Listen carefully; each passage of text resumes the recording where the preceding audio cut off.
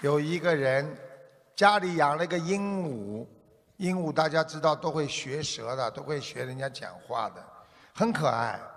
那个时候呢，有一个来访的朋友到了这个女主人的家里，这个女主人家里养了个鹦鹉，他说：“你家的鹦鹉是不是病了？因为鹦鹉老在那里咳嗽，看起来很痛苦的样子。”主人呢一听十分紧张，等客人走了之后呢，就带着鹦鹉呢去看那种兽医了。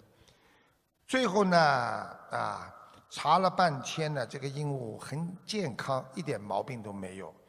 那么最后，鹦鹉又是怎么会咳嗽的呢？最后才发现，它不是真正的咳嗽，而是它在学这个女主人抽烟抽得很凶的时候，它的那种咳嗽声。我知道。你们现在鼓掌，待会儿要我多讲几个笑话。学佛人应该知道，我们现在有很多人，当出现在生活当中有矛盾或者问题的时候，他们总是把目光先盯在别人的身上，就像刚才那个女主人一样，她咳嗽，她觉得都是她的问题。没想到是他自己自身的问题。一般的人都是指责对方的错误和过失，也许真正的原因就是在自己身上，只是我们从来都以为自己不会做错事情，所以我们根本就不会觉察到自己的毛病，更不会自己去改正它。